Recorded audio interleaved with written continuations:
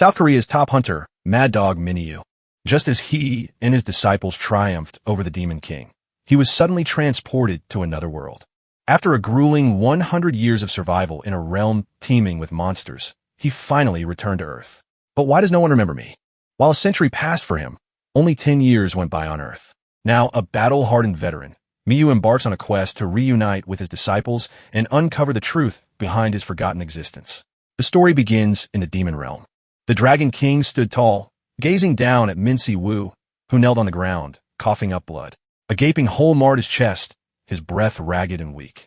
100 years ago, a meteor from another world crashed into the demon realm.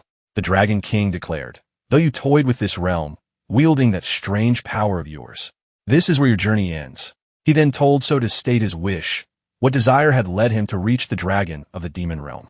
Shu looked at the Dragon King with an unyielding gaze. Then coughing told him that he wanted to return to the place he called home.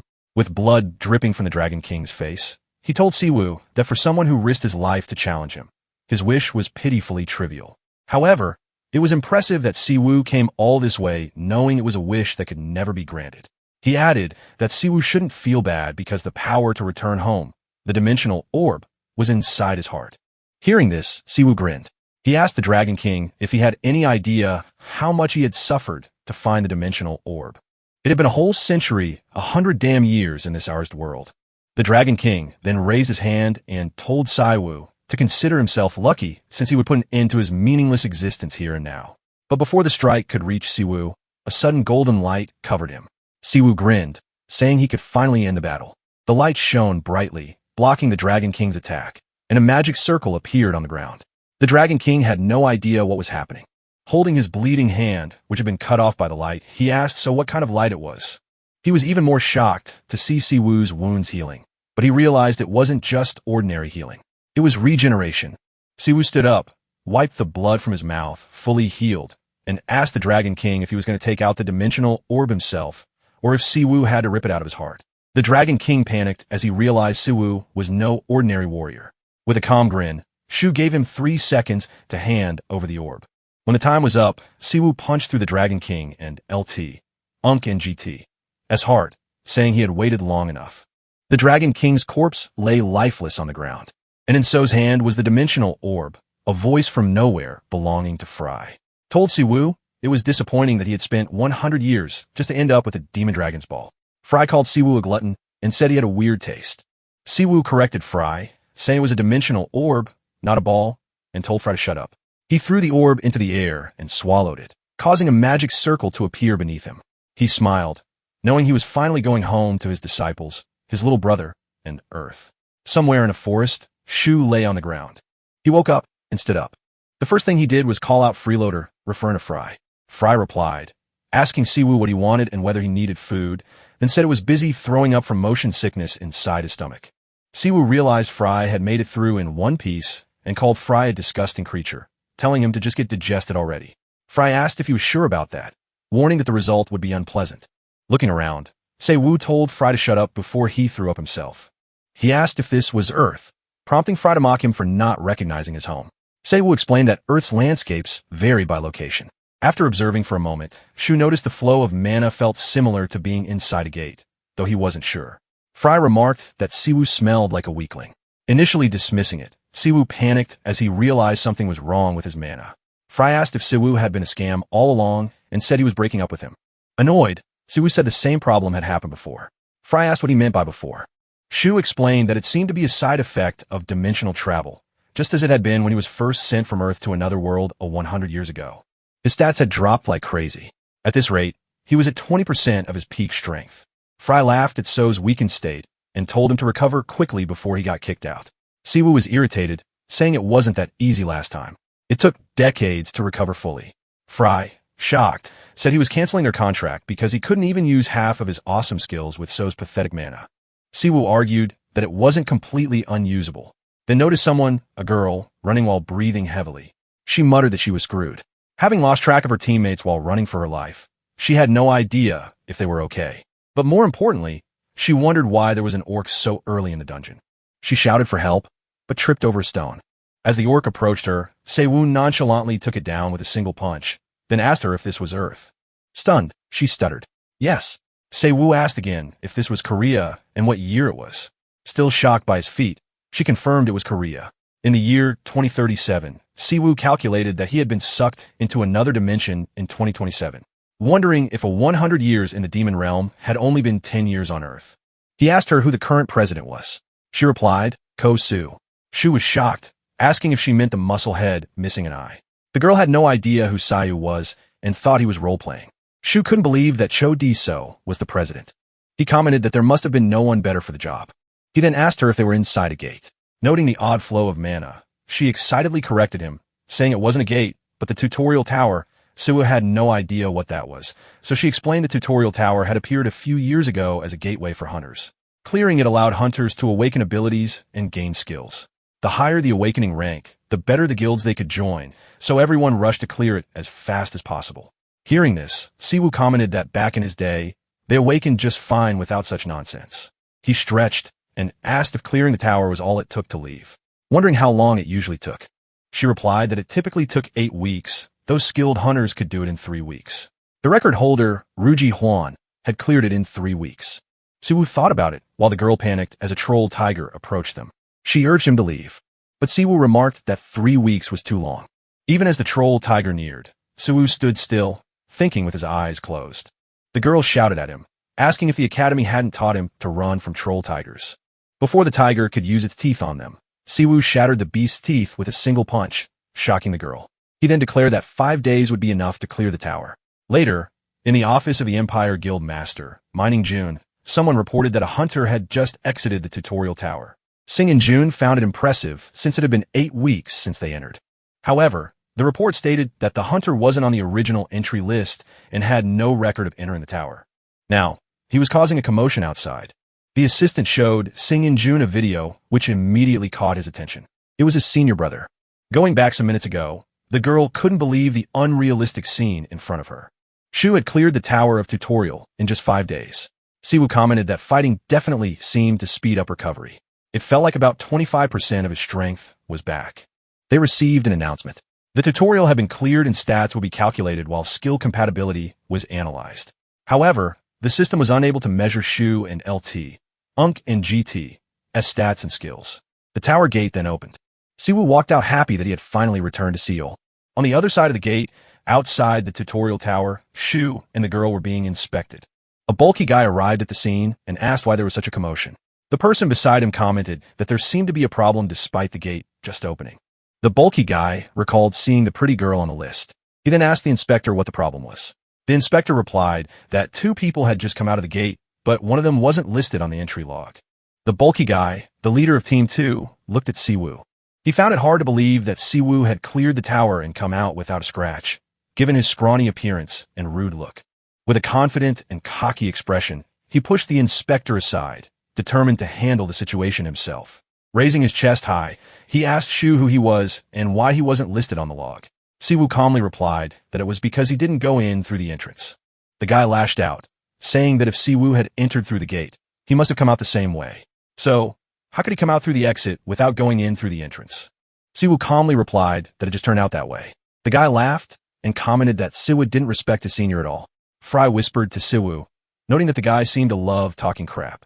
The guy placed his finger on Siwoo and LT, UNC and GT's head and called him a dimwit, accusing him of using a camouflage skill. He threatened Siwoo, demanding that he explain how he entered the tower or face the consequences. Siwoo and LT, UNC and GT's expression remained unchanged, infuriating the guy. The guy threatened to rip off Siwoo's face himself. Siwoo laughed slightly and told the guy to shut up since his mouth smelled like crap. Dumbfounded, the guy questioned if Siwoo had lost his mind. Shu nonchalantly massaged his neck and told the guy to fight since he had threatened to rip off his face. He urged the guy to make it quick because his breath smelled awful, advising him to breathe as little as possible. Unable to contain his anger, the guy tried to punch Siwoo. Shu told him to shut up and bang. Singing and his attendant, who had just arrived at the scene, were shocked to see the guy and his men knocked out cold with swollen heads. The inspector explained that the person he had reported earlier for causing a disturbance had gotten into a fight with the security team and then disappeared. Sing and Jin asked if there was any CCTV footage capturing the person clearly.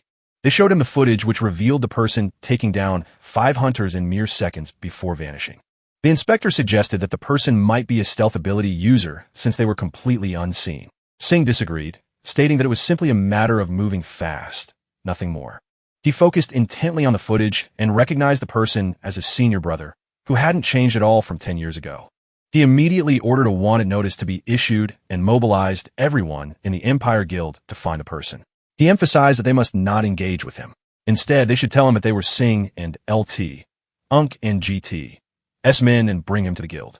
As they left, Singh and June wondered where his brother had been all this time.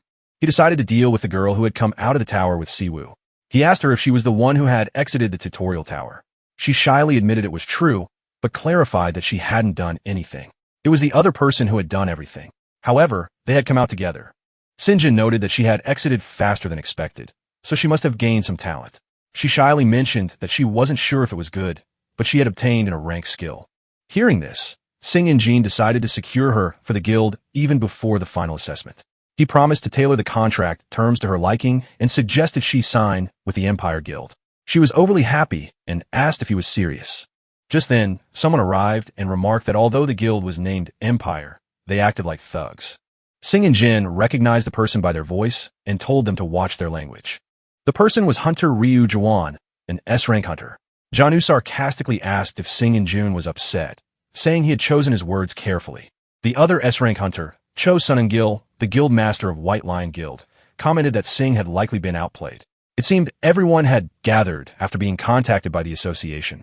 One observed the security team and speculated that the unregistered awakened mentioned by the association had been responsible. Kneeling down, he remarked that the person was feisty for causing a commotion. As soon as they exited the tower, Sunanjil agreed and suggested that the person likely possessed a high-grade skill, making them a top-tier talent.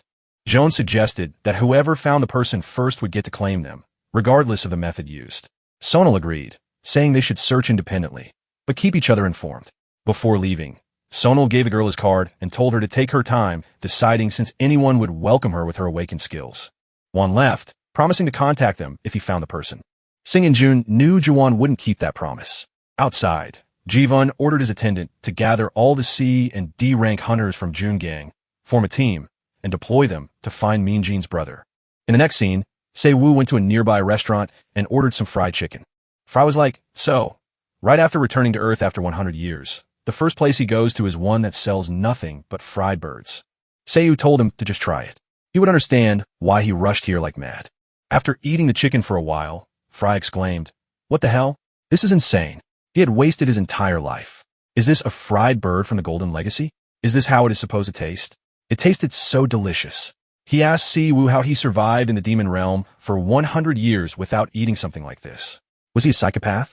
Si-woo told Fry to be quiet. He was filling him up with humanity. Fry said, "All right, so you should hurry and give him more. Don't eat it all by yourself. Everything is mine." But just so you all know, in this conversation between Fry and Si-woo, Frey's voice could only be heard by Si-woo and no one else. After they finished eating, Shu thanked the waiter and they left the place. As they were walking along the city, Fry asked him where he was going now. Shu replied, "Where else?" He was going home. Of course, after walking for a while, they got to his home street, and finally Si-woo arrived at his house. Fry asked him if this was his home. Si-woo replied, yes, as he began opening the gate. But as he entered, his face became pale. Suddenly, he heard a voice asking Sayu if he was back. He also heard his father's voice telling him that he was late and his mother asking him if he was hungry. They were ready to eat, so he should call his younger brother, Shun. But all of this turned out to be a memory, one from when his parents were still alive and they were younger. As he began running toward his parents, he told them that he was back and exclaimed, so they would be eating soybean stew tonight. His mother told him to wash their hands first before eating. Now back to reality. Si-woo realized that his house was in ruins, all scattered, and no one was there anymore. The cold, lifeless air surrounded him. Si-woo stood there, stunned, unable to say a word. After a while, he slowly sat down. He muttered that he still couldn't remember his parents' faces. Although they say forgetting things is a gift from God, to him it was a curse. 100 years in the demon realm, an endless bloodbath on a strange, bloody planet, the dulling of human senses and the stopping of time, the weathering of his body and mind for an unbearably long time. It felt like the course of oblivion would erase him. So he desperately clung to the only two memories he had before entering the demon realm. His memories of his younger sibling and the memories of his disciples. Those memories couldn't become reminiscences. Instead, They grew into obsessions and lingering attachments. But that was okay because thanks to them, he survived for 100 years. And also, thanks to this guy, Fry, who accompanied him throughout the demon realm. Fry then told Siwoo that his home was lonely. The place they lived in the demon realm seemed warmer. Siwoo replied, "Yeah, but there's no chicken in the demon realm, though." Fry agreed that was logically correct. He had nothing to say to that. With a smile, Shu said that anyway. He planned to come here just once, and they should get going. He didn't want to waste time here. He suggested they start looking for the kids. He wondered if everyone had been well for the past 10 years. His younger brother, Sjun, should be doing well, right? But suddenly, as he was walking, a voice echoed, "Found him." And just then, Shu was surrounded by some gang members holding weapons in their hands. On the rooftop, a red-haired guy who seemed to be the leader smirked. "It's been such a pain finding the son of," he looked down at Siwoo and said, "Nice to meet you. You must be the one who caused a fuse at the tower exit, right?" He introduced himself. "My name is Bien Hakmon, a C-rank hunter of Vajra." He asked Shu if he knew how long they had been looking for him. But RMC was like, what should he do about it? Should he console him? Hawkman Snap then asked if Shu didn't hear that they are from Vajra Guild. Shu replied that whether it's Vajra or whatnot, he doesn't care. He asked what do they want from him. Hawkman said it seems like Siwoo doesn't understand his situation. Then they would make him crawl on all fours. With a smile, Siwoo replied that it will be the other way round. The hunter world is really a mess these days. Now, even gorillas are becoming hunters. What a great world this has become. Hakmon became angry hearing this and said that this wouldn't do. They should all teach him a lesson before taking him away. His body began blazing with lightning, and with the speed of light, he sprinted behind Siwoo, about to land a punch. With a loud bang, the punch sent Siwoo flying, his body shattering through the wall across the street. But as Sai was flying, his hands were still in his pockets. He was like a chill guy, as if nothing had hit him just now. With a dry laugh, Hawkmoon called him son of a who was he calling a gorilla? The rest of the gang members laughed and said that this lowly guy had pissed off their boss. They said that Siwoo fainted before he could even pull his hands out of his pockets. They told Hakmon to hit Shu once more. Maybe he might die. But Shu laid there unfazed, looking at a system notification. He was using his system to check Hakmon's power and attribute. The system showed him that Hakmon was grade C and his power was instantaneous acceleration, which made his speed more than double. If the user's physical strength and body structure could handle it, he could even move faster. Siwoo then asked Fry, "How about it? Do you want to eat the skill?" Fry replied that this was the first time he will be eating a skill since coming to Earth, so he wanted to try it. Then Siwoo replied, "All right." And in an instant, he stood up. Hakmon and the rest of the gang members were surprised. This guy, they thought he fainted, yet he just stood up like that. But before they could even say another word, Siwoo sprinted behind Hakmon at the speed of light and knocked him down with a loud bang, his face kissing Mother Nature. As he fell, he wondered what the hell was going on. This guy was faster than the speed of light, and he couldn't even detect his energy at all. The rest of the gang members were shocked. What's going on? This guy took down their boss in one punch. Just then, Siwoo stretched out his hand and began using his skill. He then told Predator to eat the skill from Hakmon's body. In an instant, talismans began surrounding Hakmon. After a while, the skill extraction was successful. And now, Siwoo had gained Lightning Flash Grade C and all the attributes from Hakmon's body. Siwoo let out a dry laugh and said, "Wow, so this Predator skill works on Earth too." Fry said that it felt good, but it tasted worse than chicken. The rest of the gang members were angry and pissed off at the same time. This white guy, one of them gritted his teeth and yelled at the rest of the gang members to attack Siwoo all at once. All of them yelled with a battle cry about to attack RMC. But Siwoo stood unfazed and told Fry they should use the skill they had just obtained on these guys. Fry replied that he understood. In a flash, So's body began blazing with lightning, just like Hawkmoon's earlier. But since Siwoo was far stronger and his body had higher durability, he could move at an even faster speed than the original owner of the skill. In an instant, he moved faster than Barry Allen, attacking the gang members in the nick of time. They didn't even know what hit them. All they could see was themselves losing consciousness and falling to the ground. One guy was like, damn. He began enhancing his body with physical enhancements, gripping his dagger as he prepared to attack Siwoo. But Siwoo dodged it effortlessly as if it was some slow-motion attack. Then he gave a guy a kick in the stomach, sending blood spilling out. From this fight, Siwoo also stole another skill, Vital Point Strike. When activated, the body automatically targeted the opponent's vital points, making attacks more efficient, especially if the user held a weapon. But Shu sighed and said, the blade is all dulled. Who would use such a dull blade? Still, he said he would borrow it for now. Combining the Vital Point Strike and Lightning Flash, he moved at the speed of light, aiming for the rest of the gang members. Just as he was about to stab one of them in the neck, he heard a voice calling out his name. Seiwu paused for a while. The voice sounded so familiar, so he decided to see who it was. When he looked back, he was shocked to see the person. It turned out to be his younger brother, Sun, who had now grown after 10 years. With a smile, Siyun called out to his elder brother. 20 years ago, the gates opened on a peaceful earth and the world was thrown into chaos with everyone panicking and wondering what the hell was happening. No one had any idea because it was the first time they had seen something like that. Then suddenly monsters began rampaging out of the gates and the appearance of the first generation awakened individuals occurred. People whose powers ignited the moment the gates appeared. At that time, there were no policies or laws to deal with it, and it was an era of barbarism where everyone was left to fend for themselves. In such a chaotic world, Si Jun and Si Woo, the two siblings who lost their parents early, had to survive by any means necessary. Shu, Sjun, and LT, Unk and GT, his elder brother, was a first-generation awakened one who dropped out of school to become a hunter and raise Si Jun, who was just a helpless infant. Back then, Sjun asked his elder brother, wasn't he going to school today? Shu replied that there was no school today. He was going to work. With a sigh, Sjun asked if it was because of him. Was that why he was skipping school? But Siwoo tapped his head and said no. It was because he was terrible at studying. So he decided on his career early. Holding his stomach, Si Jun asked, so when would he be back? Will he be back late? With a smile, Shu replied that he shouldn't worry. He'll be back very soon. And since then, no one ever heard from Save. It has now been 10 years since he left, and he never came back.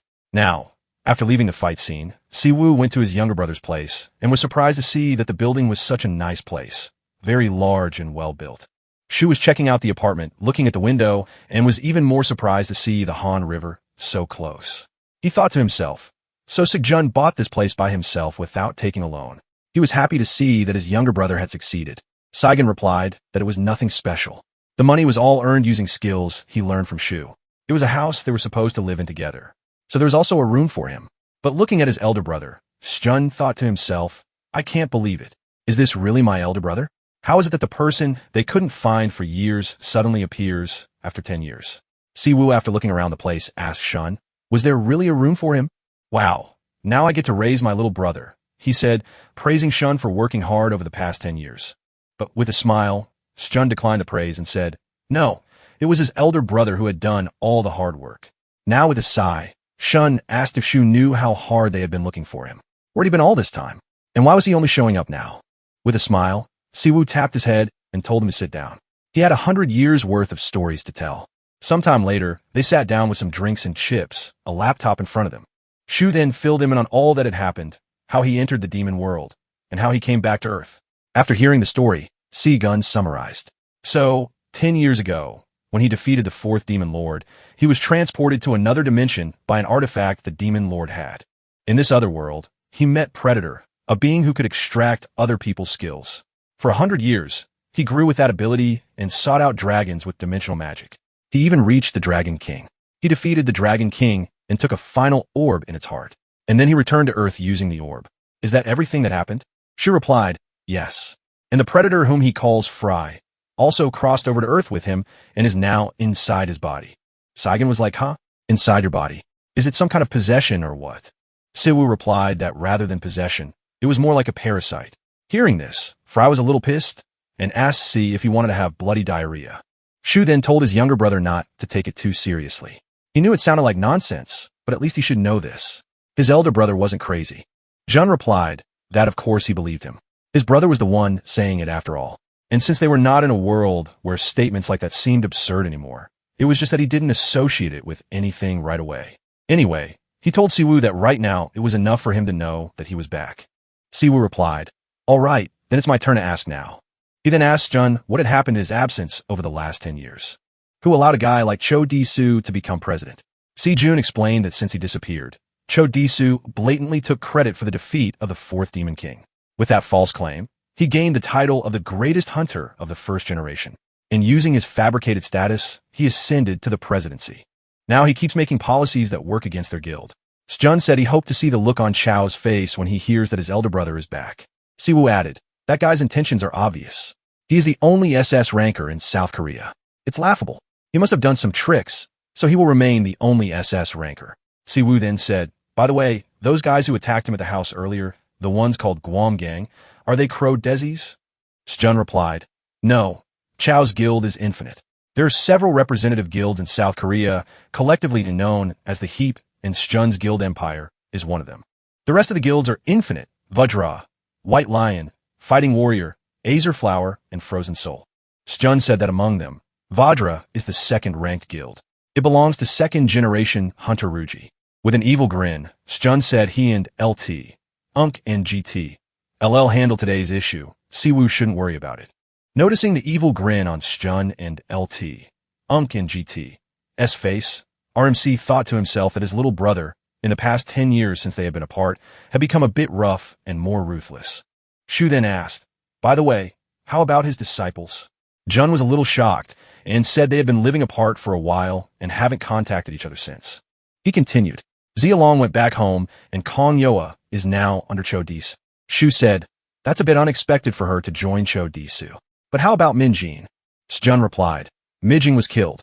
Upon hearing this, our MC was shocked. "What? He's dead? Who killed him? Did they find a culprit?" Sjun explained, "His body disappeared, so they couldn't figure out who the culprit was. The only ones who could kill a hunter are other hunters or unregistered awakened individuals." At that time, HMCs even participated in the investigation, but there was no progress. Siwa was confused. "Huh? What is HMCS? What does it mean?" Sjun explained, HMCS stand for the Hunter Special Investigation Unit. It's an international agency that operates on the front lines of hunter-related crimes. They have the authority to investigate and arrest all awakened criminals. So, they're essentially hunter police. Say, Wu asked Sjun, "Do you happen to have any connections there?" Sjun replied, "Yes, but are you really going to join them? If it's an investigation you need, you should rather use our guild's information team."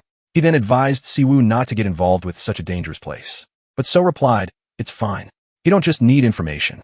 He needs something else." With a sigh, Saigon told his elder brother, "Hunters deal with crimes like murder. Going there right now is too soon. He just came back to Earth. He should rest and get his combat senses back." But Siwoo assured his younger brother, "He spent H100 red years in the demon world. What haven't he done? What battle haven't he fought before?" Hearing this, Saigon said, "Oh, he actually forgot. Before leaving Earth, his elder brother made a nickname for himself. It was the Battle God and the first-generation awakened human. Even after 20 years, he should still have his combat senses." Sijin then voiced out, "If that's how you think, I understand." He then told SSI Wu, "There's a man called E.G. He's a manager there. He'll try contacting him." Meanwhile, Shu checked the laptop, going through the information Sajin just told him, then muttered, "I've seen this face somewhere before." After looking at the picture, Shun was surprised to see who it was. He said, "The man is HMCS Gangbuck District Team Leader Wong, a 1/5 if generation hunter and among the first generation hunter in the world." He asked, "Shu, do you know him?" Shu replied, "Yes, I know him. The guy's real name is Jonggu." 2 days later, at the HMCS headquarters, Gangbuck team office inside the building, the team leader was yelling. He said that these second-generation guys, they know nothing at all. He fumed with anger. His assistant asked him what's wrong. Jungga replied that he just got a request from above. They've dropped a new rookie into his team. Jungga scoffed. He don't like them. Those guys raised in a greenhouse. Their old brains must be rotting away. Hearing this, the assistant smirked and said to himself, "Who's the real old one here?" But Jungga didn't stop. Still angry, he continued. Back in his days, during the lawless zone, when everyone first awakened, the early hunter days were all about strength. They even wrote wills before going on missions because they could die at any time. He added, "By the way, did I ever tell you about the time I almost died in a raid 10 years ago?" The assistant sighed. Yes, I've heard that story 1,000 times." But Jung wasn't done. He ignored the assistant reaction and started reminiscing again. Listen to this.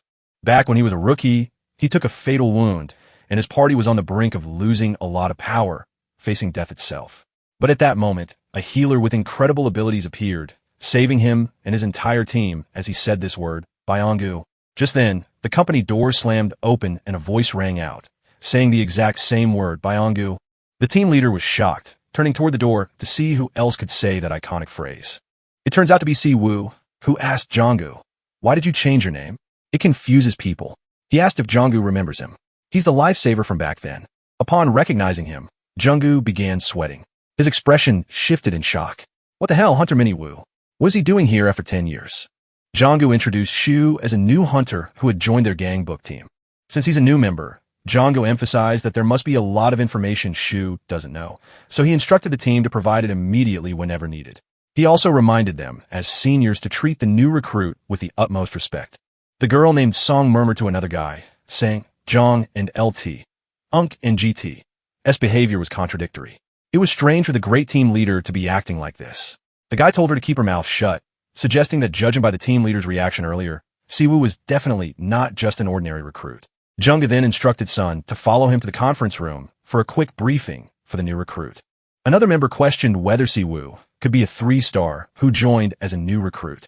In the conference room, Junggu politely asked Shu if he would like coffee, and if so, whether he preferred mix or Americano. Siwoo replied, mix. The guy humbly showed Siwoo their HMCS deployment uniform and asked for his size. Sun, puzzled, said she hadn't received any instructions despite the briefing and didn't know what information to provide to the new recruit. As the data manager for the HMCS gangbook team, she was unsure what was expected. Siwoo told her he needed the records of all hunters killed over the past 20 years. He asked her to summarize the data and pass it on to him. Surprised, she mentioned that 20 years' worth of data was enormous and that they'd have to submit a report to the Hunter Association. Junggu cut her off, shouting that she had enough experience to figure it out herself. He then approached Shu with a coffee and reassured him that their data manager would handle it quickly and efficiently. Sun adjusted her glasses and asked Se-woo if he was referring to human deaths. Se-woo clarified that cases officially recognized as murder by HMCS would do. He also requested a list of hunter killers who were still at large. He squeezed his coffee cup angrily because killing an awakened was nearly impossible unless the attacker was also an awakened of equal strength. If they managed to kill a top-tier hunter like Minjin, the culprit was likely a professional. Even if the culprit had already been caught or killed, if they weren't awakened, there would be a record of them in-house. For now, tracking them down took priority. She asked where to send the information, and Siwoo instructed her to send it to his phone for now. Someone then came in and informed Jonggu that they had received a request for support from the police. A turf war had broken out between gangs that included awakened members. Yonga was inclined to let the police handle it, thinking it involved only low-ranked stragglers. But the guy mentioned that one of the gangs was Suryabus. Jonggu found this troublesome, prompting Shu to ask what Suryabus was. Sun explained that Suryabus was on a whole different level from typical gangs. They were involved in arms trafficking, contract killings, and even alleged hunter trafficking. Hearing about hunter trafficking piqued So's interest, and he suggested they go together. At a shop, a battle had just ensued. Many corpses littered the ground. Kong Ho, the second in command of the Suryabus Guild, remarked that the field captain of the Bloodless Reaper was no big deal, at least not in front of him. The red-haired guy, Jaikin, Suryabus' third in command, countered, saying what Kong Ho said is unfair since half of them were cut down by his meat cleaver. Kong Ho laughed and told Jean he should try beating him if he felt left out. Jean responded that Kong Ho should just sit tight and wait. One of these days, he would win against him. Kong Ho laughed and remarked that they couldn't do anything without him. He was glad he quit being a hunter and joined the organization. Another guy asked Kong Ho if they should start marking the territory. Kong Ho agreed, declaring the place now belonged to Suryabus. Suddenly, an explosion went off. Jakin panicked and asked who was responsible, wondering if there was still a stray Bloodless Reaper left. The person responsible for the explosion was Siwoo. Jaikin shouted at Kong Ho, asking if he realized messing with HMCs would complicate things. As they argued, Siwoo arrived and commented that judging by Kong Ho and LT, Unk and GT's loose mouth, he must have killed a few hunters in his time. Shu told him to show more of his skills. The Cerebus men had no idea who Save was, wondering what nerve he had to come there alone. Jean worriedly asked Kong Ho what they should do since Siwoo didn't have the demeanor of a civil servant.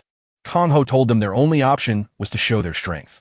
He then activated his skill, Full Body Armor, a rank B skill that formed an invisible full body armor. The duration was determined by the caster's mana, increasing physical defense by 30% and magical defense by 10%. They charged at Siwoo, but before Kong Ho knew what was happening, he saw a vision of someone across a river, his grandfather waving at him. Kong Ho was crying on the ground. As he opened his eyes, he saw all his teammates had been killed, and he was the only one left. Siwoo told Fry to eat Kong Ho's rank B skill. Fry was excited as it was a decent skill. Kang Ho couldn't believe they had all lost to just one guy. He asked Siwoo why he had taken things so far. Coughing, Kong Ho insisted they had never killed a hunter. They just got by with their bodies. Siwoo admitted he knew they hadn't killed any hunters. He never thought small fries like them were capable of it anyway. Kong Ho then asked why Siwoo had attacked them. Shu replied that he wanted to check how strong awakened criminals had become. Since they seemed like a lost cause, it was better to cut them off early. Junggu and the others arrived hurriedly at the scene. Junggu asked if Shu was all right as they had finished clearing the upper floor of the club. Siwoo, brushing off the concern, remarked that it had taken them a while. He then placed his foot on Kong Ho and LT, Unk and GT's head and told Junggu that he spared one boss-level guy alive and killed the rest. He asked if that was fine. Junggu replied that technically capturing them should be the priority, but if Seiyu was attacked first, it was allowed. Since HMCs operated as an international organization, they followed standard regulations. Therefore, agents were required to wear body cams to verify the legitimacy of their actions. Junggu couldn't believe Shu had wiped out the Cerebus Guild, despite their ruthlessness. Though Shu was known as the Mad Dog, Junggu never realized how brutal he was. Shu sheepishly admitted he forgot to wear his body cam, and softly asked Junggu to cover for him. Junggu, having no choice, reluctantly agreed. Shu added that he had been hit first, pointing to the blood on his clothes. Junggu assured him he believed him, though he clearly didn't. It was obvious the blood wasn't Sei's. At the same time, someone made a call to GE, a Runka hunter from Hong Kong's Red Guild. The caller informed GE that Cerebus had been completely wiped out without even being able to fight back. The second in command, Kong Ho, had been arrested, while the third in command, Jaikin, the one they were instructed to monitor, was dead. Gu finally arrived in South Korea, and at the airport, a group of men walked up to him. One of the men informed someone on a phone call that Hunter Gu, affiliated with the Hong Kong Red Guild, had just entered the country and that they would now proceed to the designated location. One guy walked closer to Ji, bowed to him, and said, "May the deceased rest in peace." He introduced himself as Lee Jun-yong from the Korea Hunter Association. Not even minding his greetings, Gu asked the guy where his brother was. Jun-yong replied that the body of the suspect, G.I. Kin, was currently placed in the Hunter Forensics Department. He said that GE would have to move with them to verify the body, complete the necessary procedures, and then be escorted to his designated accommodations. With a smirk, Gu said a suspect. Are they trying to say his junior brother is now a suspect? Gu then asked the men in suits if it was true that the one who killed his brother was affiliated with HMCS. The men said they could not answer any questions related to that. With a serious face, Gu then asked them, is he allowed to leave the premises outside of the schedule? The officers replied that it wasn't permitted. He had to remain at his designated accommodation until his prearranged departure date. If he left without authorization under Hunter International law, he would face forced deportation along with appropriate disciplinary actions and penalties. Since he had heard all the rules and regulations, they told him they would now escort him to the forensics department. Gert's face was red with anger, but he tried not to show it. He muttered to himself, so they're just letting him roam around only in his apartment without moving about? Is that what they're trying to say? But the officers were already leaving, expecting him to follow along. Then, just as they were leaving, Gu called out to the guy beside him. Ryu answered. Yes, senior. Gu told Ryu find them.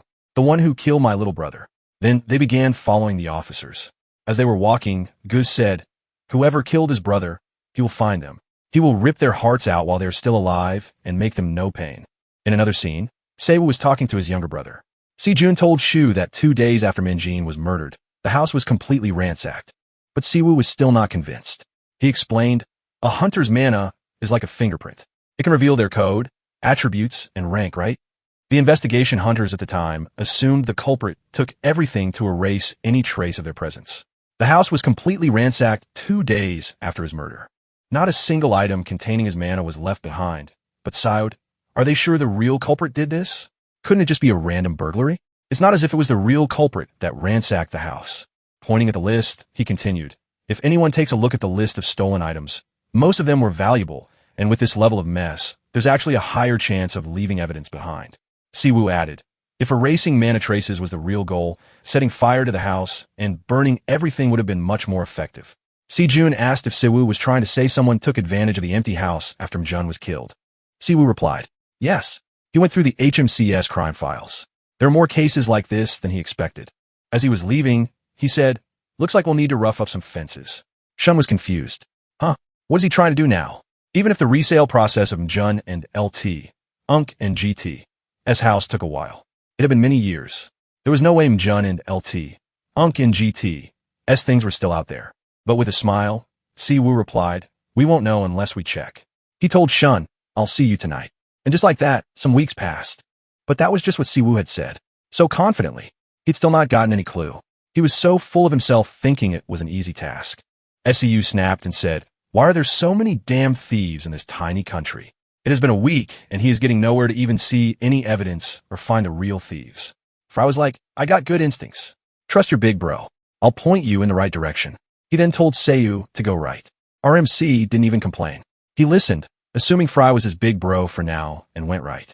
But after he went right, he yelled and snapped, unleashing all the anger boiling in his body. "It's a dead end, you dumbass." But Fry grinned since his instincts were not wrong. Suddenly, Siwoo heard some people talking from distance, and a voice said, "Have you heard the rumors?" Siwoo quickly hid to listen to the conversation. The person speaking turned out to be a retated man talking with his boss, a man with a face like a hamburger. The retated man said, "Hums have been cracking down on fences big time. Just yesterday, the whole Yongdyeongpa area got wiped out." The boss replied, "What is this serious, without a warrant or report? Why would the HMCs do that?" The rat-headed man told the boss, "It's the HMCs. They have full investigative authority over all tasks worldwide, and they have the right to execute punishment on all the other awakened criminals on the spot if they resist. If those guys catch him, he won't just end up in prison. He might end up dead." The boss snapped and said, "But they're just government dogs. If they kill them, that's the end of it." The retated man replied, "True. Any skilled hunter would rather join a guild. It pays better. That's why there aren't any high rankers in organizations like the HMCs. But whoever is hitting the fences this time isn't just some random lunatic." The man then said, "Since we specialize in stolen hunter goods, maybe we should relocate our warehouse this time around so the HMCs won't catch us." But just as they were about to leave, Shu stepped out from the shadows.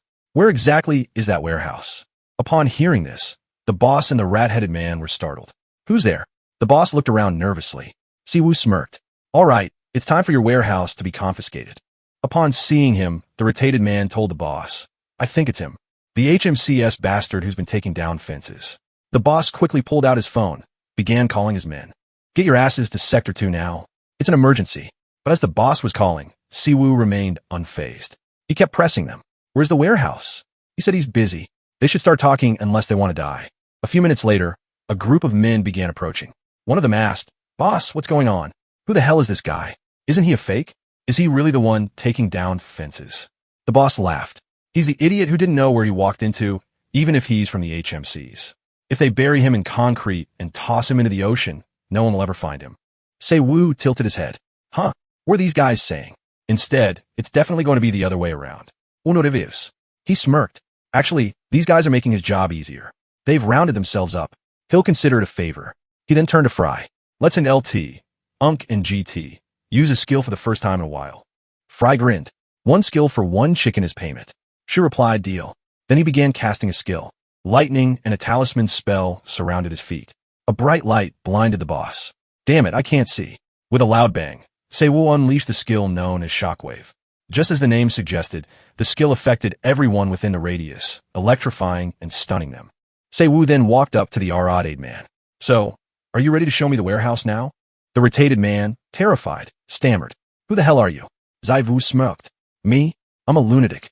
Sometime after they showed him the warehouse, and he ransacked the whole place, searching for what he wanted. From their belongings, Seiwoo finally found a man book. Fry raised an eyebrow.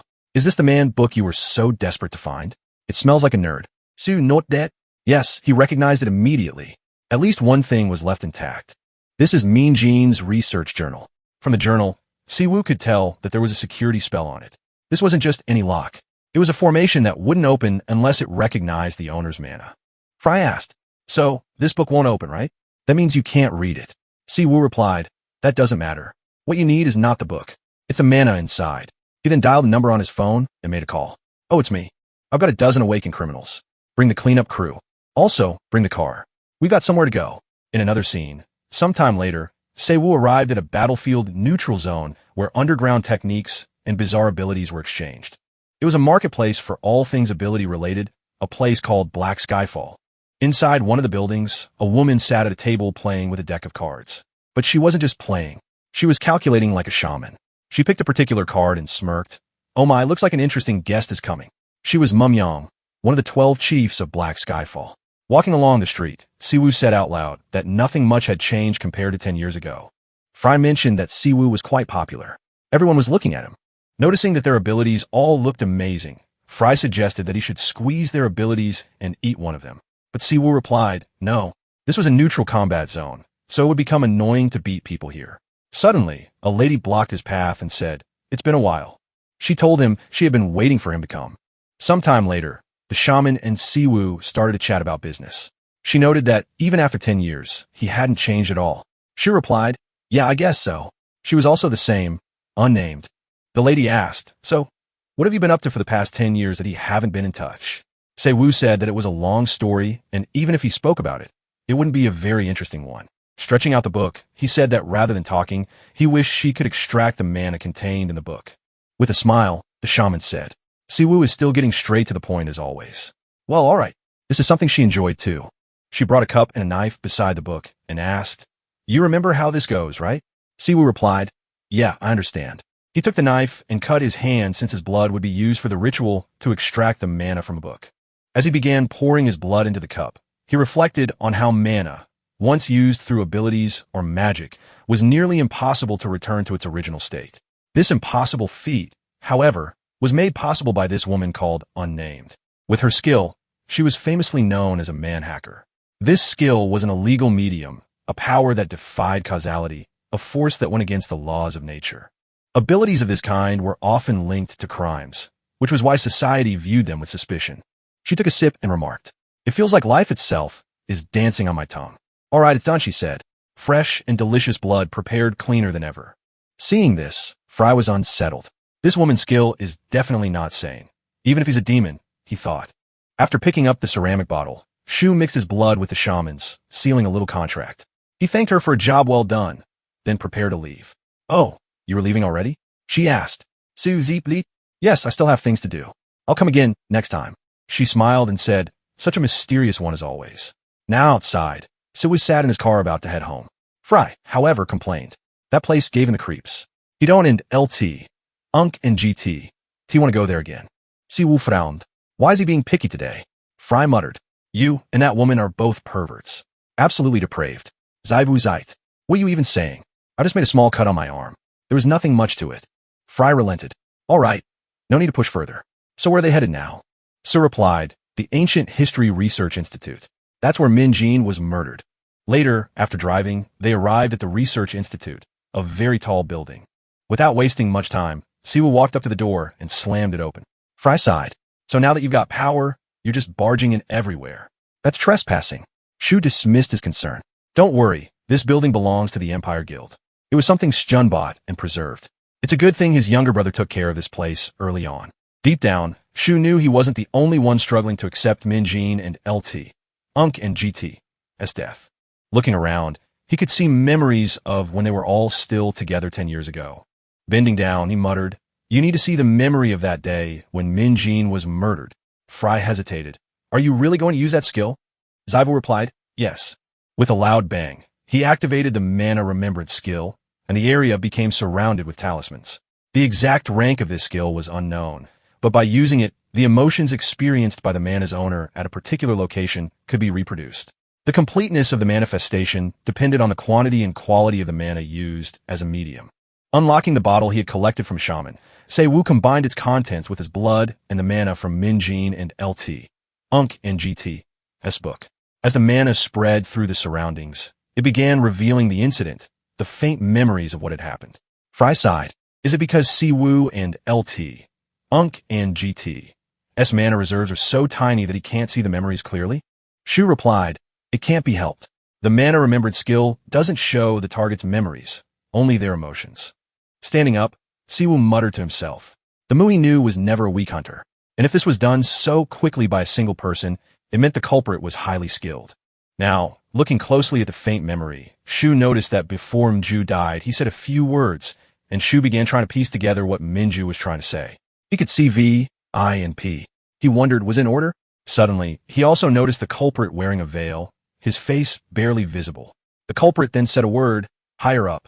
Now, piecing all the puzzles together, Siwoo 6, P, and the higher-ups. So, Mu wasn't just part of the Research Institute. He was in an organization. Noticing So's expression, Fry asked him if he was okay. Siwoo wondered, what did Fry mean? Fry said that back in the demon realm, Siwoo was always talking about his younger siblings and disciples. Even after 100 years, he never forgot them.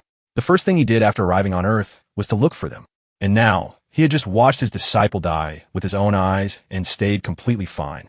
Did he have a heart of steel? Shu didn't mind Fry. Instead, he said that Frey's vocabulary was getting better. He asked where Fry even picked up those kinds of words, and Fry replied that he picked them up from Sphinx. Fry then continued saying that right now, Siwoo and LT, Unk and GT, S emotions were surging so violently that it was making him nauseous, but he didn't show it on the surface. Or was it that he couldn't show it? Shu replied that he was fine. After 100 years, his emotions were bound to break down at some point. Suddenly, the door creaked open and a guy wearing a mask, clearly a side character, called out to Siwoo and said, "You are Mincy Woo, right?" He scratched his head and added, "Where the hell have you been wandering all day? Seriously, making things so damn troublesome." Then he continued, "Anyway, just come quietly. There's someone dying to see you." But Shu began counting. 1, 2, 3, 4, 5, 6. He realized the guy wasn't alone. He had tagged along with 6 men. Siwoo then told the guy, "You sure act cocky for someone dragging around 6 little rats." The guy frowned for a moment and said, "You're sharp, so to notice that so quickly. That makes things easier." He then gave Siwoo a choice. Pick one of the two. First, let us tie you up and come along quietly. Second, resist, and we'll cut you up and drag you away bleeding. Without wasting time, Shu stretched out his 2 hands and said, "It's better for him to follow them willingly than for them to cut him up." The leader then ordered his subordinates, "Tie him up."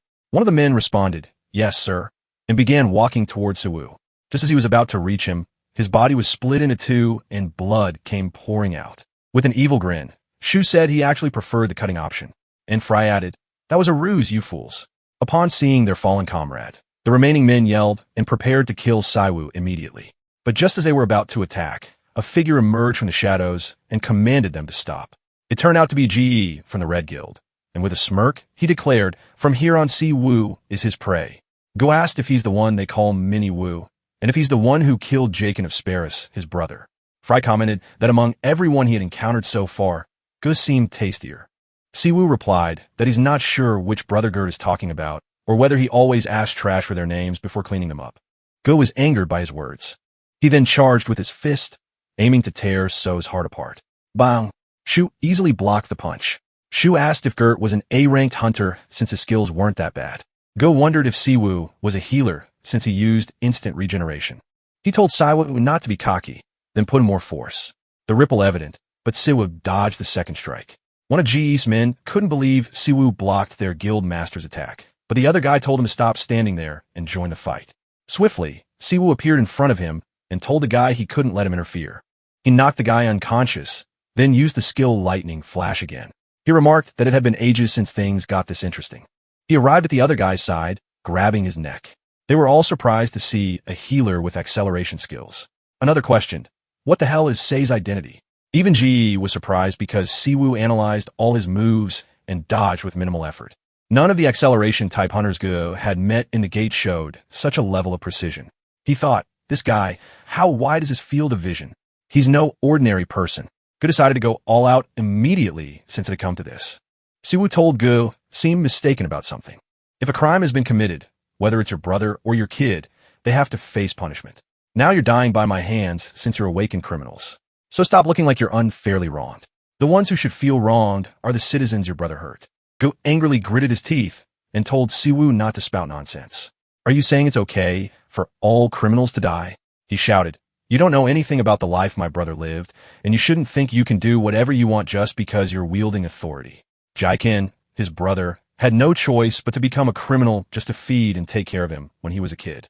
He was just doing everything he could to survive in his own way. With vigor, he told Shu to pay with his life for trampling all over his brother's life as he pleased. He activated the rank of skill, Wolf Fong Heavenly Strike. The skill disperses condensed mana, materializes it, and launches a synchronized bombardment that follows the target's movement. Shu knew he couldn't dodge the skill with just movement. So, he told Fry they should use a skill. Fry told Siwoo he was overworking him today. I'm just a fragment of mana, and I'm exhausted. Siwoo begged Fry to use it one last time, promising he could take a break afterward. The skill Neutralize was then used. The skill rank is unknown.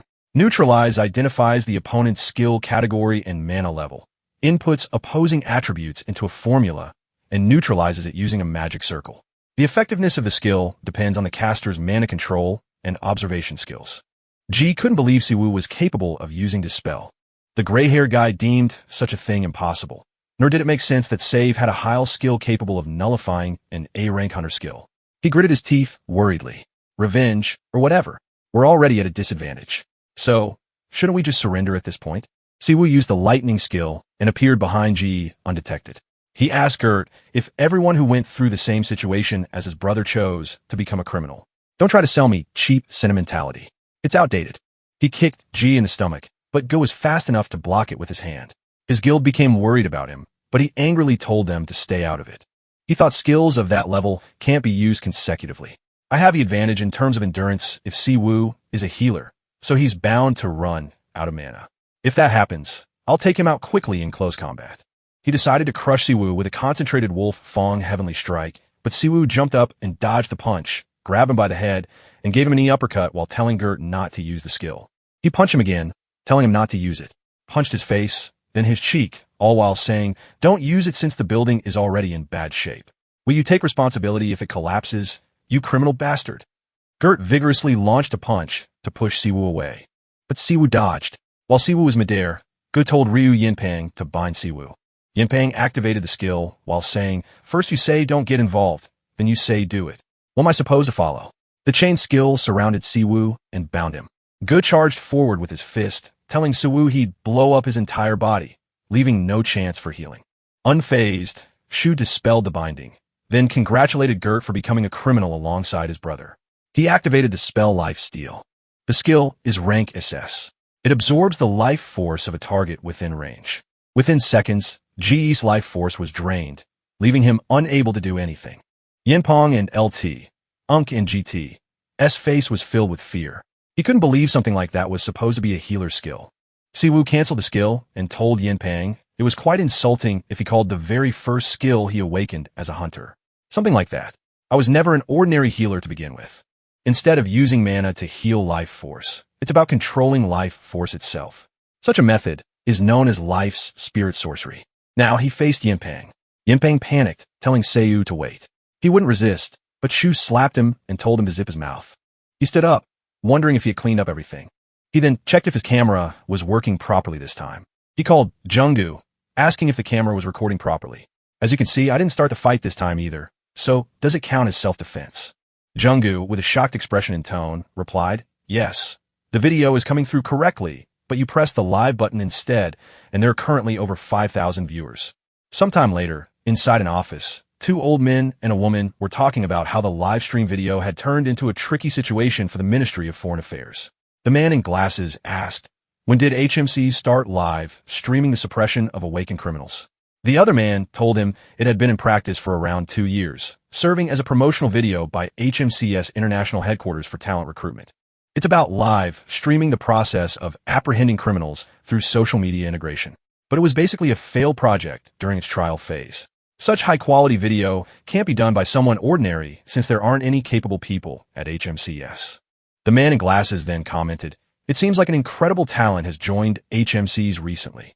He questioned why someone so skilled would come to HMCS. The woman told him that wasn't the issue right now. What's important is that the person killed in the live stream was a guest hunter from Hong Kong's Red Guild. After verifying the video's validity, there are no legal violations by HMCs under current law. But even so, suddenly, someone came into the room and apologized for keeping them waiting.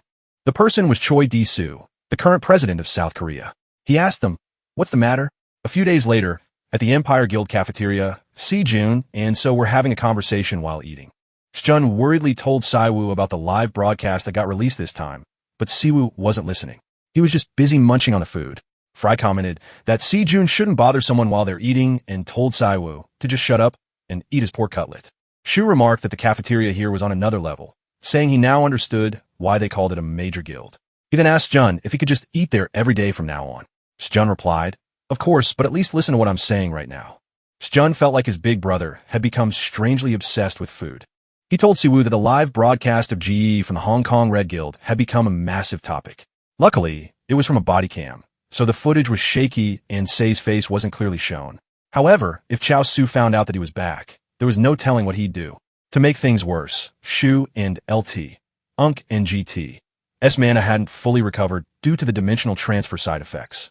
Si-jun told Suwoo that now was the best time to lay low, considering what Cho Dao had done over the past 10 years to erase all traces of him. Su deeply, okay. Then took some food and put it into Sjun and LT, Unk and GT's mouth. He told Sjun he'd be careful and keep a low profile if he was that worried, but for now, he should just eat. Sjun chewed the food and asked, "Do you think I'm still a kid? I'm almost 30. Suwoo told him, "You'll always be a little brat to me." Some people arrived. The girl was surprised to see Shu since she's the girl he met in the tutorial tower. Si-jun introduced the girl as Shinji Su. She had recently joined their guild as a new recruit and had even awakened in a rank skill, though it was thanks to Siwoo. Seeing that Ji-Su was with Hunter Seek, Si-jun asked if there was a joint seminar for new hunters today and questioned if that was why they gathered. Suk replied, yes. Sjun then introduced the gloomy guy as Chu Ha-min from the White Lion Guild. The gray-haired person is Yamato from the Frozen Soul Guild. And the last person as Suki from the Imperial Guild. Suk told Suwoo, "I've heard a lot about you from the guild master, but this is my first chance to introduce myself." He added, "I heard you've been making great achievements in HMCs, so I look forward to working with you." Siwoo replied, "Likewise." Heine asked if Shu was the big-shot rookie who caused a big stir. He rudely commented that he saw the video of Siwoo killing Gert, whom he had considered a rival, and asked Shu if he was really the person in the video since there was no way he could believe such nonsense. Sayok, flustered, questioned what was wrong with Heyman today. Even Sjun became angry at him, telling him that he was being incredibly rude to someone he was meeting for the first time and doing so in their Empire and LT, Unk and GT. S guilds building, no less. But Ham didn't care. I can't even ask a question. G and LT, Unk and GT. S Empire Guild sure is strict. Seek asked if he was out of his mind, then shouted, saying that the White Lion Guild should be embarrassed by his behavior in the Empire Guild. He wondered how Hunter Choi Sunil, the White Lion Guild master, would react if he found out about this behavior. Unfazed, Heyman asked if he was going to rat him out to the higher-ups. He told Sak he wasn't scared since he was an A+ rank hunter, the Ashura of White Lion and the direct disciple of Xiaolong, the leader of Blackwater Lotus, what him said about being Xiaolong and LT. Unk and GT, as disciple, caught Shu and LT. Unk and GT, as attention. Shu then told him in to stop whining in someone else's guild. If he really wanted to confirm if the news about him defeating Go was true, Shu told him to come find him himself. He added that it was clear Hin's so-called master had failed at teaching him proper manners, so how well would he actually train him in combat? Hin angrily gritted his teeth. This little brat dares to bring up my master. If they weren't inside another guild's building, he would have stomped him out. He then kicked the chair out of anger, gave Siwoo a death stare, and told him to watch his back at night. Seek, flustered, apologized for Ham Min's behavior, and then chased after him to scold him. Sjun told Siwoo not to worry about it. I'll handle the bastard myself, and I'll make sure the White Lion Guild compensates us for property damages. At least a few million. Siwoo told him not to worry since he held back just enough. With a hearty smile, he commented that Ha Min was just a disciple's disciple, so he should at least cut him some slack. Another scene inside an office with different kinds of medals. Vag Jianho, the HMCS Korea branch director, told Guildmaster Choi Sunil that their matter had now been settled. While drinking from a cup, he told Sunil that he should have just processed it through documents as usual. So, it was an honor that he personally visited their headquarters despite his busy schedule. Sunil, the guild master of White Lion, humbly told John Ho, "It's nothing big this time. It's not just about collaboration. We also need to issue an apology." He added that he wanted to formally apologize for the disrespect one of his guild members had shown toward an HMCS rookie. Although they had already discussed the matter with the Empire Guild, he felt it was necessary to personally meet the involved party and apologize. John Ho immediately replied, "No," and with a fake grin told Sunel, "There's no need for someone of your stature, the guild master of White Lion, to personally apologize. After all, it's not like there was any physical altercation." Sunil wanted to insist, but John Ho immediately interrupted, saying he knew what Sunel was trying to do. He accused him of making a scouting attempt rather than a genuine apology. However, he told him that the hunter was an invaluable asset to HMCs and that they were incredibly busy. Right now, they were actually on an assignment at the prison escorting awakened criminals, so they weren't even at HMCS. "That's unfortunate," Sonal said. "But it's rare for a prison to request HMCS support," Jai replied. "It's rare, but not unheard of. Up until now, such requests were mostly handled by large guilds, but it seems like things will change from now on." Sunel stood up and told John Ho he understood what he was implying. However, since he couldn't personally meet the hunter to apologize, he asked John Ho if he would be willing to let Hunter Ha Min apologize in person instead. John Ho agreed, saying it was something that should be settled between the two of them anyway, then wished Sungul safe travels. As Sunil left, he was determined to still go after Se-woo and not easily give up on someone with such strength. He then told his secretary to contact Hunter Chu and have him prepare for a trip, instructing her to tell him to put on his most polite face since he would be going to Incheon. An inch and a fat man was wondering why HMCs who had put in the support request hadn't arrived yet. His attendant told him they said they'd be arriving soon. The man had no idea why HMCs was making a fuss now, since it had been months since the prisoner had been locked up.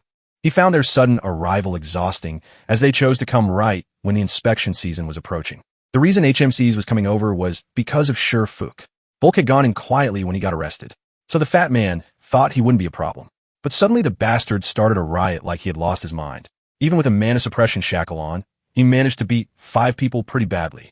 The attendant added that Volk was quite infamous in the underworld as a high-profile special criminal. Even investigation agencies had a hard time catching him.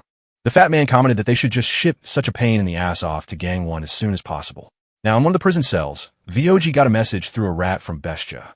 He was told about the upcoming meeting, and since the organization had already made the necessary preparations for him, he was instructed to stir up some trouble inside the prison. He then killed the rat. Now Se-woo arrived outside Incheon prison for the awakened. Upon arriving at the station, the police officer informed Haemin that Shu had just left. Ha-min gritted his teeth in frustration and muttered, "What the hell? What's with a rush transport of inmates?" Just as he turned back, his eyes caught sight of a blue transport vehicle pulling away. His mind raced. Wait, could that be the carrying the prisoner? The officer confirmed, yes, it should be. Haemin grumbled as he entered his car. Damn it, he clenched the steering wheel. He might have no choice but to go all the way to Gang 1. Letting out a frustrated sigh, he yelled, he's definitely getting his overtime pay. Meanwhile, the transport vehicle sped down the road. Inside, as Se-woo was enjoying his coffee, savoring each sip, Fook smirked, "Hey, officer, you're hurting my feelings. Is it nice drinking all that coffee by yourself?" Se-woo replied, "Yes, of course." Fook's smirk twisted into irritation. This rude little punk. He asked if SSU is the warden from where he's being transferred. Se-woo shook his head. Nope. Fook narrowed his eyes. Then what? Did some big guild send him? He studied Shu and LT, Unk and GT's face. I haven't seen you before. Seeing how Se-woo is tagging along even after hearing his name, he must be pretty confident in his skills, huh? Shu raised an eyebrow. Why? Who are you? F clicked his tongue. Seriously? He let out a dry laugh. You got on this transport without even knowing who I am. What a lunatic. At the very least, you should know why a prisoner is being transferred, right? Shu casually took another sip of his coffee. You're being transferred because you talk too much. Volk's expression twisted with anger. This bastard. He lifted his cuffed hands and said, Do you see these damn cuffs? You have him on because he turned 5 awakened criminals into a bloody mess. Don't you understand your situation right now? He asked Se-woo to tell him what does he think is the reason they're transferring an A++ level awakened criminal in a regular transport vehicle, especially with some stuck-up newbie tagging along. His grin widened. Your Se-woo, however, seemed unfazed. He calmly took another sip, nearly finishing his coffee. But before he could respond, boom, a deafening explosion tore through the vehicle. Flames erupted, engulfing the wreckage in a violent blaze. Outside, an old man stood at a distance, observing the carnage. Is he dead? He muttered. The transport vehicle's door was suddenly kicked open. VOG emerged from the wreckage, coughing as he stepped out of the smoke, his face twisted in rage. You crazy old man. Were you planning to kill me, too? The old man let out a chuckle. If the gray wolf of Bestia dies from just this little explosion, then forget it. He smirked.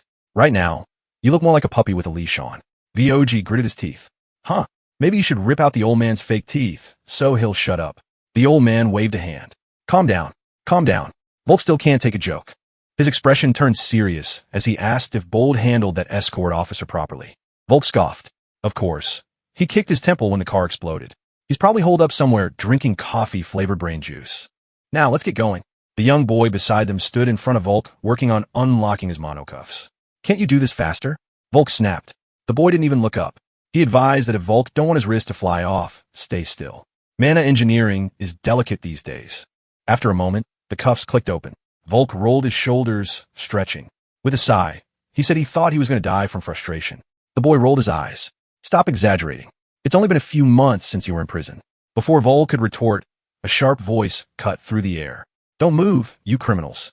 The group turned to see Shaman standing at a distance. His sharp gaze scanned the wreckage before settling on them. He was wondering why they take such a gloomy road, but they sure caused a big incident. He said that he expected Siwoo to die easily, but seeing him die at the hands of these bastards, then he's not special at all. He added that Silong really has no eye for people. Clenching his fist, he took a step forward and said, "So, who the hell are they? Which organization do they belong to? Are they going to talk, or does he have to beat out of them first?" The young boy studied Hammond's face before his eyes widened. That face, he'd seen it before. He said, "That's A+ hunter Chun Ha-min." The old man chuckled. "Oh, no hunters detected nearby anymore. That means Chu Ha-min is alone." Volk let out a laugh. "Well, that's fortunate." He rolled his shoulders and said, "It's been a long time since he warmed up his body. Ha-min Skullfoot. Stop whispering among yourselves." His eyes burned with intensity. "Who the hell are you?" Volk grinned. "We are the ones who are going to kill you." Ha-min's stance remained firm. "As criminals, you're supposed to answer properly when questioned." Volk was like, "Well, does he really need to know who they are? He'll be dead soon anyway." And with a loud bang, Volk's body twisted, shifting violently as his form erupted into something monstrous. The werewolf had been unleashed. This skill is grade A+, and it transforms the caster's body into that of a werewolf. It can be maintained until the available mana is exhausted. Upon seeing this, Hum gritted his teeth in anger. He was like, "What the hell? A Heteric Awakener? Damn it." Then he decided to use his own skill, and with a loud bang, he used his Surat Diamond Rampage, also a Gradia skill. By rotating the mana within him, it covered his entire body with intangible armor, enhancing his physical techniques. Suddenly, he and Fook began attacking, throwing punches like Mayweather and Mike Tyson. As Fook took the first punch, he was surprised to see an elite skill in attack speed. It would have been bothersome if he faced Hammond alone. On the other hand, Hammond received the punch. He was like, "Damn, what is this?" He could definitely feel the impact and the damage coming through his armor, but he kept on fighting. Fook sighed and said, "Is this a welcome back massage service?" To him, their punches felt like mere massages. The kid told Volk to stop pretending. He must have taken quite some damage from Hammond's attack. The old man said that he don't know when the enemy support will come and they don't have time. So, he ordered the kid to assist Volk in taking down Hammond quickly. The boy replied, "All right." Then, he began casting a spell using his special skill. He commanded a subset of snakes to go tie up Hammond. The 10-headed viper was unleashed. Hammond, realizing the danger, began running away as the snakes chased him. He asked the little kid what is he planning to do with this toy snake. He thought he had dodged the attack, but midair the snake coiled and finally caught him. Ham was surprised to see that it was not an ordinary snake. It was a tracking skill, and it would follow him anywhere he went.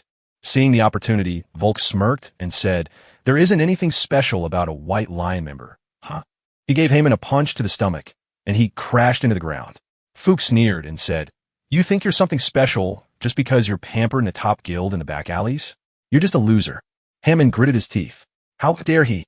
How dare he act all high and mighty while coming at him 3 against 1? But Fook scoffed. He's the stupid one. Why didn't he just wait quietly for support before engaging 3 of them? The old man then told Fook, "There's no time. Wrap it up and kill him immediately." Volk replied, "All right, I understand." He then asked Tom, "Any last words?" "Even if you do, I won't listen." He raised his fist, preparing to deliver the finishing blow. Seeing this, Ha Ming and gritted his teeth. Damn all. Will he really die in a place like this? Suddenly, there was a loud bang, an explosion ripping through the entire area where the 3 of them stood. The little kid coughed up blood. The attack had caused severe damage to his body. It turned out to be Siwoo who had arrived. He scolded Ha Min, giving up in front of the enemy. Did Xiaolong teach him that? Seeing Siwoo alive and unscathed, Hin was stunned. What the hell? He survived the explosion. Shoos my. Took him a while to figure out how to use this little thing. He held up the camera. He didn't come out earlier because he was trying to set it up. He was wondering which one is live and which one is record. Upon seeing Sai, Fook was in disbelief. Impossible. He definitely broke Sai's skull before he came out of the vehicle. How the hell is he alive? The old man then informed Volk the little one is dead. Even him can't sense the mano flow of Shu. That guy has an abnormal skill. Shaman then yelled that SS Wu can't defeat these guys alone. He should wait for support. But Siwoo didn't seem to care. He turned to the prisoner and his accomplices, his voice steady and firm for launching a preemptive attack against an escort officer, releasing the seal on a awakened criminal, destroying an escort vehicle, attempting to murder a worthless hunter like Hammond, and daring to disturb my sacred coffee time. He took a step forward. Bye.